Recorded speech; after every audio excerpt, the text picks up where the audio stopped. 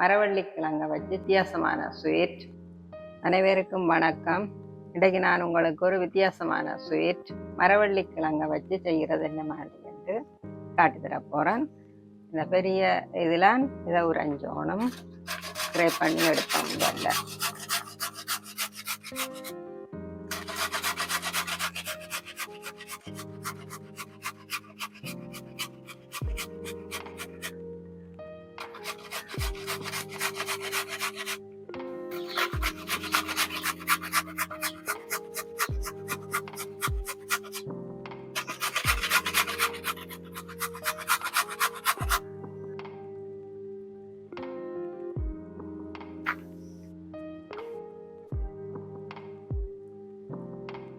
இந்த கப்பால் 2 கப் போட்டுட்டேன், 3 கப் எடுக்கிறேன். ஏதாவது ஒரு கப் நீங்கள் அந்த அளவுக்கு எடுத்தீங்கன்னா தான் மற்ற சாமான்கள் எடுக்கிறதுக்கும் சரியாக இருக்கும். இந்த கப்பால் 1.5 கப் தேங்காய்ப்பூ போடுறேன், அரைவாசி தேங்காய்ப்பூ.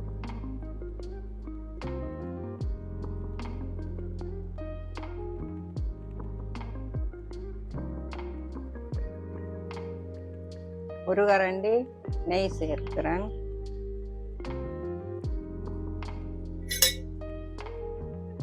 மற்றது இதுக்கு பொடிச்ச சர்க்கரை இடித்து தூளாக்கிட்டு, பொடிச்ச சர்க்கரையை அவங்களுக்கு கிடைச்சா பரவாயில்லை, இது சர்க்கரை இடித்து தூளாக்கினது. 5-6 பாதாமும் கஜுவும், இது நீங்கள் விரும்பினா போடலாம், விருப்பம் இல்லாட்டிக்கும் விடலாம், இது அவசரம் வேண்டியில்லை. ஒரு சொட்டு உப்பு, ஏலக்காய் வாசம். இதை நல்லா சேர்த்து விடுவோம்.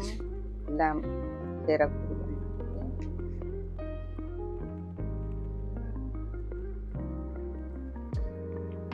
கிழங்கு நான் முதல் சொல்ல மறந்து போனேன், புளிஞ்சு போட்டு தான் எடுத்தேன். நான் ஃப்ரை பண்ணிட்டு மரவள்ளி கிழங்கு புளிஞ்சது ஆக கூட பால் பிடி இருந்தால் களி மாதிரி வந்துடும், அதனால் புளிஞ்சு போட்டு தான் எடுத்தேன். நான் வாழை இலையில் இந்த ஸ்வீட் செய்ய போகிறோம். வாழை இலையை ஒருக்கா வாட்டணும், நல்லா வாட்டினாத்தான் அதை மடிக்க எடுக்க வெடிக்காமல் இருக்கும். கூட்டில் வந்து வாட்டி இப்போ வாழை இலையில் செய்து வச்ச மரவள்ளி இதை போட்டு கட்டுவோம். கணக்க போடக்கூடாது, ஒரு கொஞ்சமாக போட்டால் தான் அது நாங்கள் சேர்த்து மடிக்கிறதுக்கு ஈஸியாக இருக்கும்.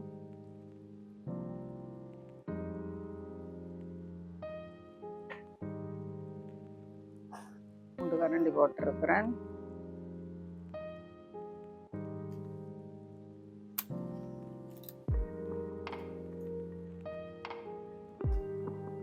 இதை மடிச்சுட்டு கட்டி விடுவோம். வாழை நாராலேயே கட்டி விடுவோம்.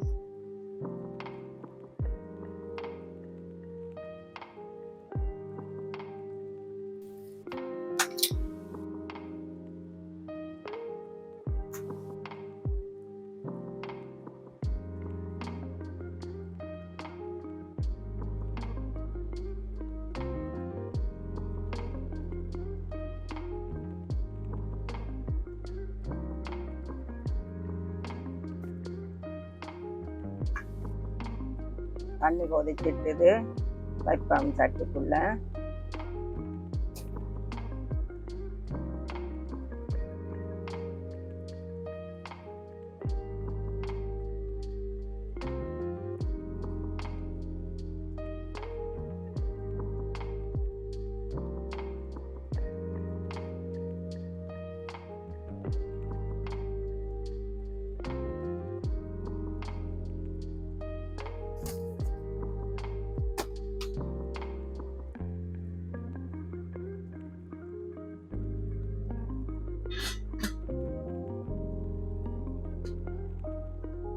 அவிஞ்சிட்டது, ஆவி வருது, எடுப்போம்.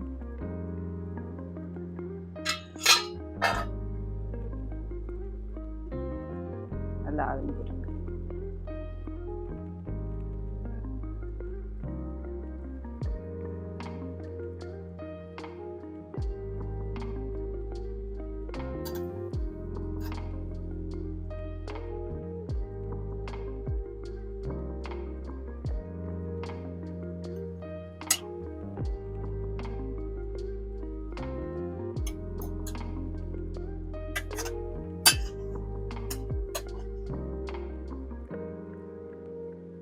எல்லாம் அவிச்செடுத்தாச்சு. இப்போ உங்களுக்கு கொண்டு விளையாட்டி காட்டுறேன் என்ன மாதிரி என்று.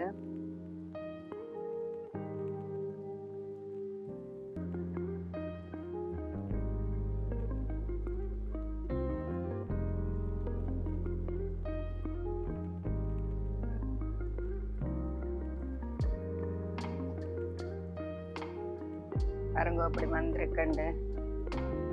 இனிப்பும் போட்டு அவிச்சது நல்ல ஒரு ஸ்வீட்டு. இது கொஞ்சம் சுடுவது.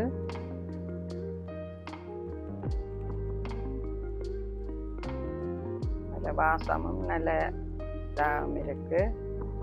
வித்தியாசமான ஸ்வீட் தானே. நீங்கள் மறுக்கா இதை செய்து பார்த்து இதுகளின் கொமெண்ட்ஸுகளை போடுங்கோ. வாழ்க வளமுடன். நன்றி.